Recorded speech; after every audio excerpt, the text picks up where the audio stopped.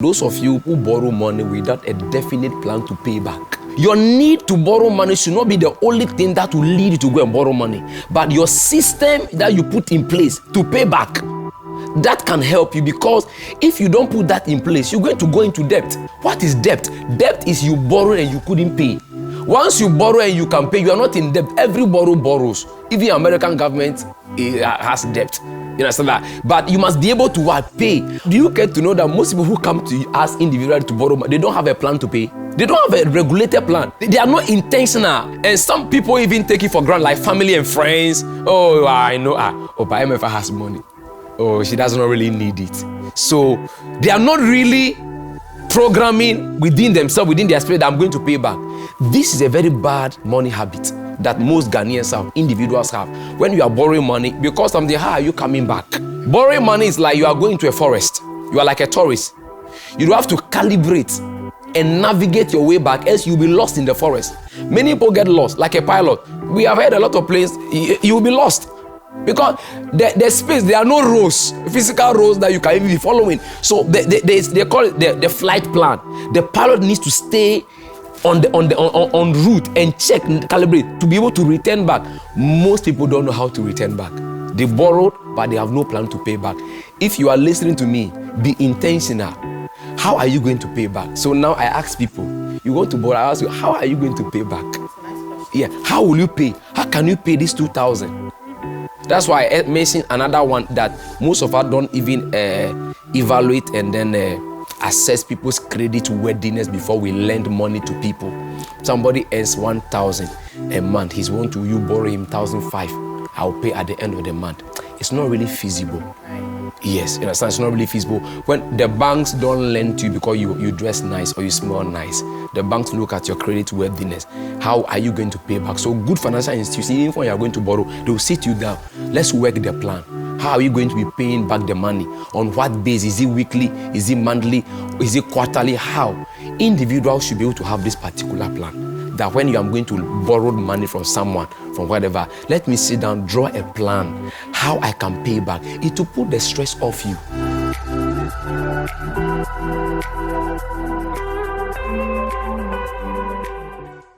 When I said bad money habit, people should understand that your habit determines your life. You are not any better than the habit you are forming. So if I want to change your life, I have to try to change your habit.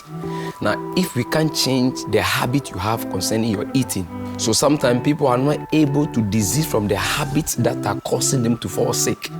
You know, in medicine, sometimes if they have to cure you, they have to ask you to disease from what is going to get you sick. If you are an asthmatic patient, there are some environment asthma doesn't like. So you have to disease from such environment. As long as you keep living in such environment, you'll be triggering the asthma. So habits are such that they determine our ultimate habitations.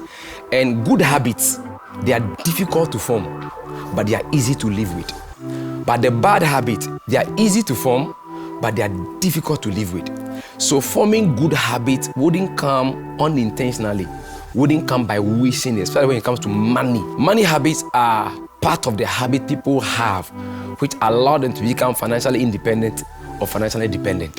So your habit will show whether you're going to have financial independence. And trust me, most people will not have financial independence. Not because they are not being paid well, not because they are not earning money, not because they are not having salary, but because of the bad money habit they have. The money comes in, but the bad habit will destroy the money. Bad habit can destroy your marriage. Bad habits can destroy your relationship. Bad habits can destroy your business. Bad habit can destroy anything that is good. So if the habits are bad, whatever it is you do is going to be very bad. So the first bad money habit is where people fail to intentionally adjust their lifestyle according to prevailing situations and seasons. For example, Ghana, now we're talking about debt restructuring because we are in austerity season where the country money is difficult to come by, the economy is under pressure, whatever. So the finance minister and the government, they are trying to see how can we restructure, to see how we can be able to handle the financial stress on the government, on the citizen, on our corporation. Now, the same way individuals must understand that life is in phases. Life comes to us sometimes as a battle you have to fight. Sometimes life comes to you as a game you have to play to win. Sometimes life comes to you as a puzzle You have to find the pieces. Sometimes life comes to you as a whole challenge. One of the most difficult is when life comes to you as a battle, as a fight, as a war. So life has these dwindling variational seasons. Sometimes you feel yourself being hit, even in business. If your business have to thrive in some turbulence, they call something that downsizing or restructuring, re-entrenchment. Now, some people, they either retire or retrench. Retrench means that it's a nice way to say you have been sacked, you have been laid off. If the company realizes that we are not making enough money to pay the people we have around, but we have to survive. So what do? They restructure their lifestyle. Okay, we cannot pay as much as we used to pay. We cannot keep as many employees, so they'll downsize. They have to lay somebody off. They'll look at, okay, I think you can combine these 3 roles and play so this person can go. The same way individuals should be intentional. There's a time you cannot eat your trophy. There's a time you cannot eat your pizza. There's a time you cannot on your air conditioning in your room 24 hours. Tomorrow is not assured, but you're going to enter tomorrow. So it's like a gamble, it's a risk. Life itself is a risk. Sleeping is a risk. Drinking water is a risk. So if you don't want to take risk will take you. So people need to readjust. There are times I don't use my car always. Sometimes I realize that this week I want to raise some amount of money to do something. So I cut down the amount of money I spend on fuel because I needed to get something done. So I reduced the money I spend on fuel, on transportation. One of the bad money habits individuals have is because of this. They are not able to intentionally cut down, restructure. Look at the season you are in. The family, you are just married. There's going to be a little pressure because most of the money goes either into the marriage, the wedding, and other stuff. So when you start your life, you're going to start a bit hazy, a bit rough, a bit raw. You're starting a new business. A lot of money have gone into the business to like a startup. Now, so when the business starts, it's going to be rough. It's going to be a bit tough. So people should understand that restructuring, downsizing on your comfort is critical if you have to have financial independence. But a lot of Ghanaians and Africans, we don't like that.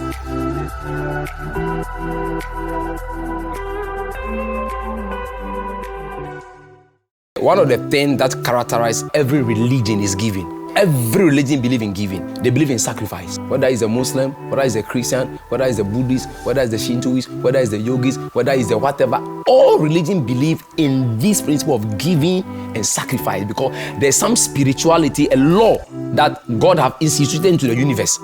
That it's not even about the Bible says, as long as the earth remains, seed time harvest will not cease. So there is some spirituality attached to that when you are a giver, when you give willingly, you give to poor, you give to orphans, even people, if you don't believe that, sometimes some hardship, you need to go to an orphanage and give to the orphans, give to the less privileged, let them wish you well. This is a free advice. When you live in a very hostile environment where people are wishing you evil, you have a lot of people who are wishing you not well. Go find some orphanage, some church, whatever, go and give to them, let them wish you well. That cleanses your atmosphere. Your first lessons in investment and saving is called the 30-70 principle. 70% of what you earn is yours, spent on your budget. Draw your budget on 70%. But 30%, 10%, if you are a Christian, is your tithe. If you're not a Christian, you don't believe in that, it's give to society. You just give. Then 10% is where you invest. Why? One of the fundamental principles of building financial independence or to cure a lean purse says that a part of what you earn is yours to keep. You must be able to pay yourself because you see, most people don't have to call contingency account. Contingency account is what allows you to handle emergencies. If you don't have a contingency account, trust you me, like I said earlier on, life has this dwindling, variational, seasonal stuff that sometimes unexpected. Natural disasters, environmental issues, work related. So sometimes you are hard up. You didn't even plan to change your phone, but you are just going bad luck, and then it happened. It's spoiled, but you don't have to. Where do you get money from? All those emergencies come from your contingency account. So you should have some contingency where you keep money there for that particular purpose. Most people don't do that. When you do that, you can save yourself a lot of heartbreaks. You can save yourself from a lot of borrowing money and going into year-turning stories.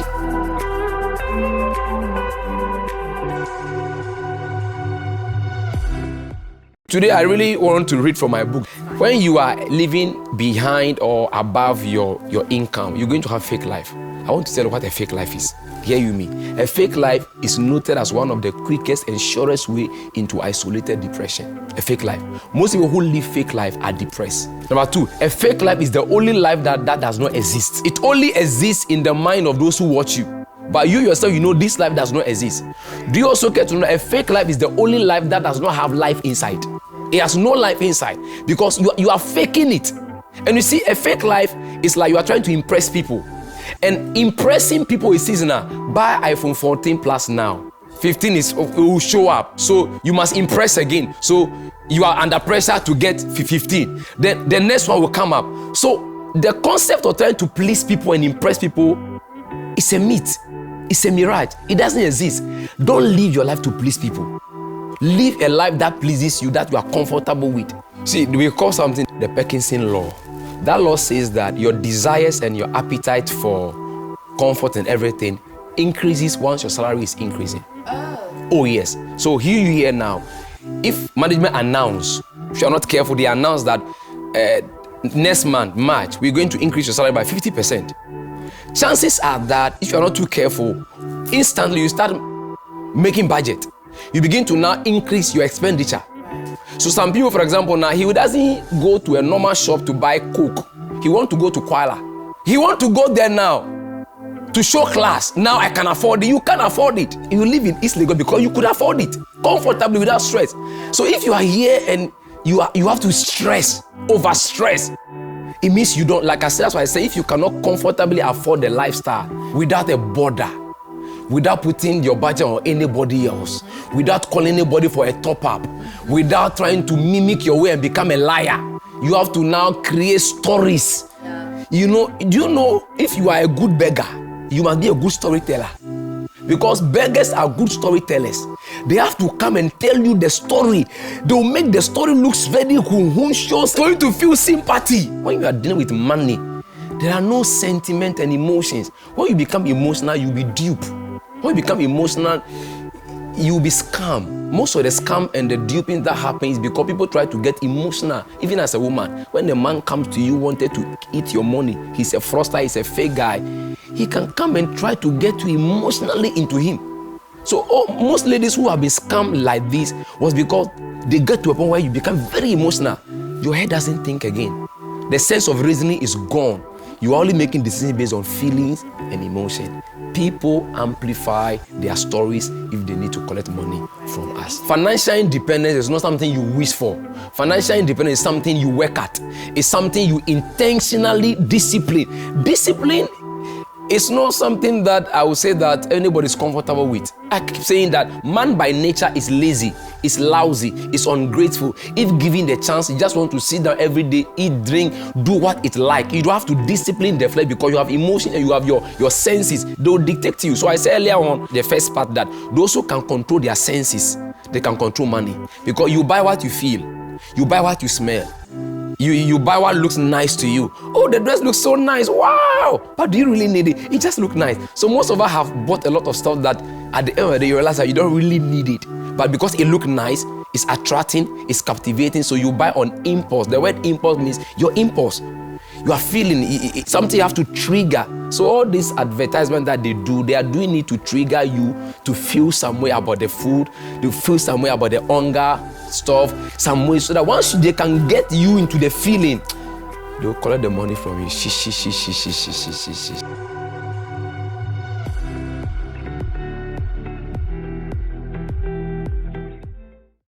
Don't buy a lifestyle. You have to grow into a lifestyle. Most people are having a lifestyle. You see, any lifestyle that you cannot comfortably afford, you don't deserve it. Your salary is 1,000 cedi a month, and then your expenditure is higher than 1,000 cedi a month. For example, what I'm wearing. There's a time in my life I can't buy this.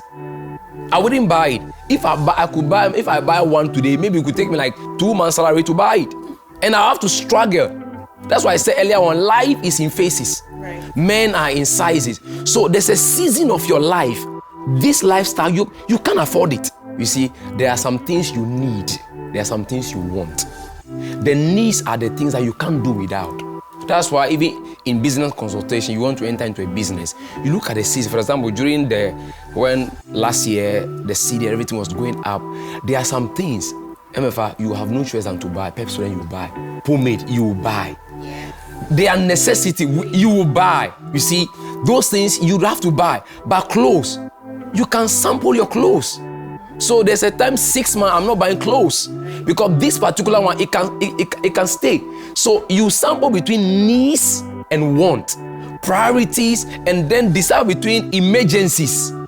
There are some things it sounded urgent, but it's not important.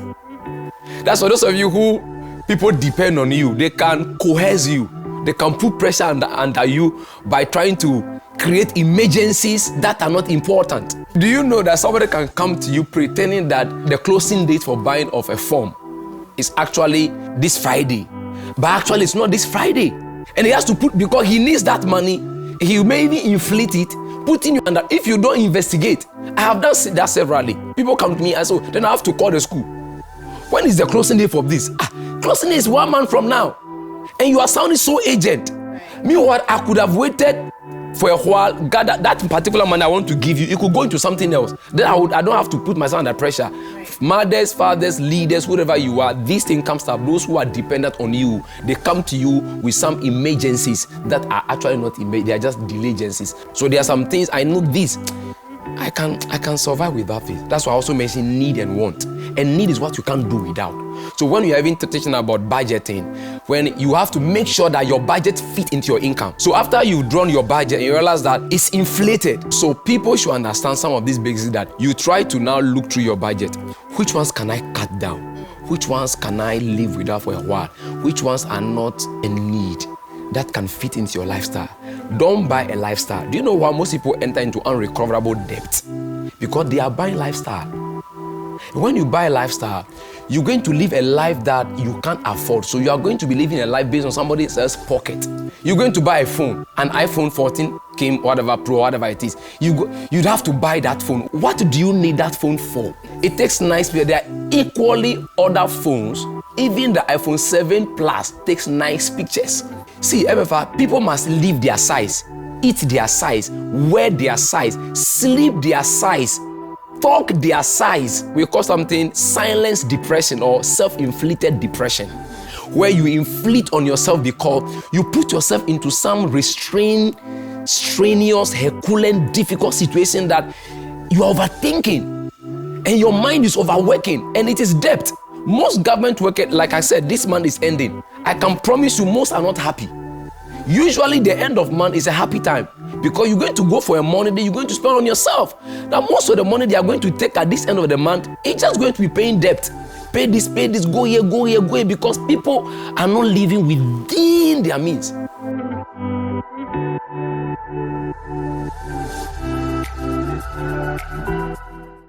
Money flees the man who will force it into impossible earnings. You have 10,000 Ghana cedis. Somebody tell her, there's a scheme here, bring it, we will give you 70% after 1 month. Hey, which business now you are going to invest in and they are giving you 70% over 10? It's greed. You want more for a short period of time. Money will run away. So money runs away from those who will force it into impossible earning. Money is a living thing. Understand? It's a living thing. It grows. That's why I said earlier that if you cannot grow money, you cannot become wealthy and financially independent. And growing money comes under the law we call the law of our financial aptitude. How to make money, how to multiply money, how to reinvent money, and how to keep the money from being taken away from you. Because if you are buying food, money is taken away from you. It's called current. It's flowing. So anytime you spend, money is leaving you. Anytime you spend, money is leaving you. So you must make sure that the rate of the outflow doesn't supersede the inflow. So you must have a system to recalibrate. It flows, it comes. It flows, it comes. It flows, it comes. Let it be coming as you spend. But people don't know. They have a very open door and then a wider back door. It's wrong. You should have a wider open door and a small outdoor. So it comes in more, but it takes time to live. But when it's living, create that spiral system. What is going by is coming back. You must create that system around your money. So money will flee from people who force it into impossible earning. There's nothing spiritual about it.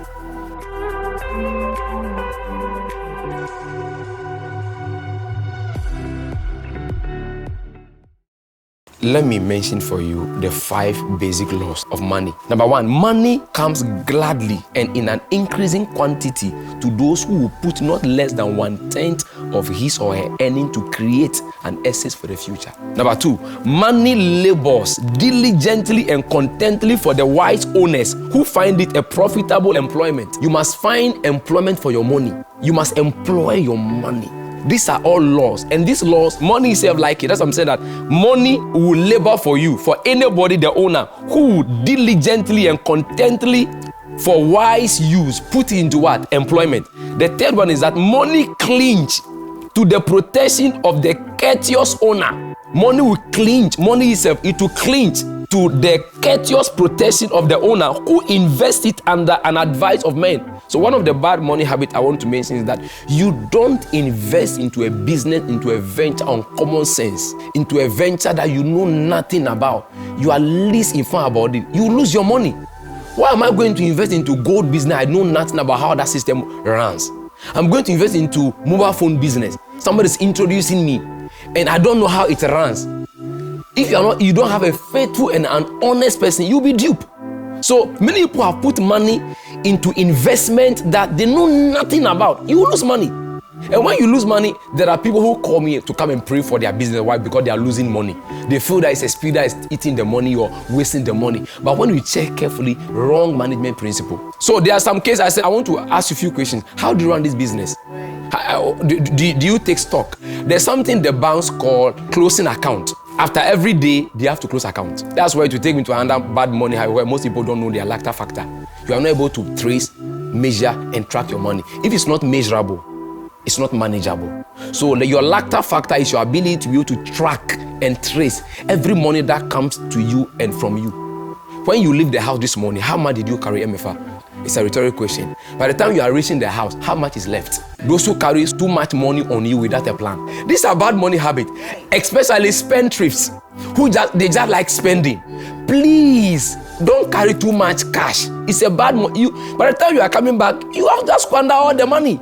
You buy here, you go, you give this person, you give this. So make it hard for you to access money. That's how come there are some banks, they call something lifestyle investment, where they put it there, you cannot easily access the money. But when you put money closer where you can easily access, it's easily accessible to you, you can easily just stretch your hand, pick it up and store. That's how even in time management, those of you who use alarm to wake up, you don't need to put the alarm closer to you, because chances are that the alarm will ring. You can just stretch your hand and just put it off. You are going to sleep. The alarm should be a bit far away from you.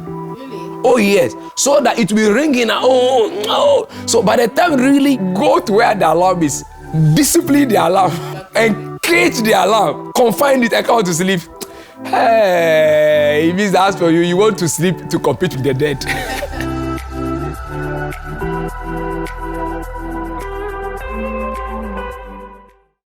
I have 10 commandments for money. I'll give them 5. Thou shalt not spend more than you earn, lest you would always have financial emergencies. Number 2, thou shalt not invest in a business based on common sense. Number 3, thou shalt honor your budget and keep it religiously so money can live long with you. Number 4, thou shalt discipline thy appetite and tame your desires so that they don't override you. 5, thou shalt not be motivated by greed and covetousness to invest in any business vendor. Just 5. 10 commandments, but 5 is cool.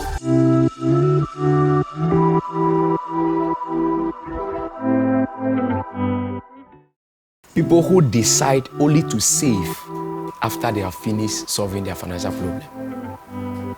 That means that you never have enough to save. Do you know why some people don't save? They will say the money is not enough. Can I say this? 95% of human beings will never earn enough to save. You have to decide to save. That's why I gave that principle, the 70-30 principle.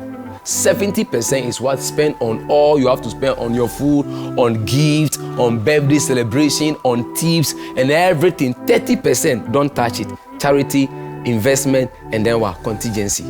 But unfortunately, most people don't. The money is not enough, so I can't save. It will not be enough. Do you know that 95% of the wealth in the world is in the hands of only 5 people? And 5% of human beings in the world control 95% of the wealth in the world. For example, in Accra, people say people are rich. People are not rich in Accra. There's more poverty in the city than in the rural area. You understand? Because the few who have rich have clout. Like people say, oh, pastors are rich. Oh, I am telling you, pastors are broke.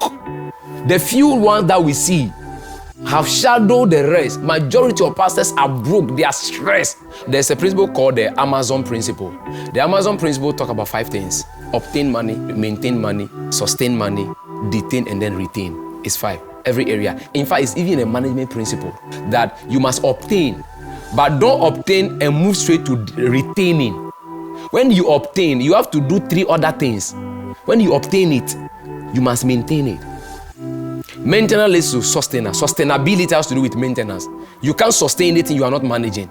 And then you can only also sustain when you can be able to detain. If you can actually learn this principle, how to maintain money. That's why I said that from it leaving, you maintain it.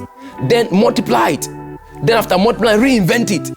It's like that, so that you don't just do saving, because saving and investment are 2 different things. When you are saving, your money will depreciate. When you are investing, your money will appreciate. Saving is just like you went and harvest your corn and you put it into a storehouse. It's not multiplying. Then again, you are not living your life to please people. Yes. We live in a very liberal environment where people are careless and lawless. A pay as you go. Do you even know even data? When you subscribe to pay as you go, it's more costly. Anything pay as you go is more costly. That's why they give you packages that subscribe to this package. It doesn't mean you are stingy. People should call you stingy, but trust me, you have to be very shrewd in handling finances. Rich people are very shrewd.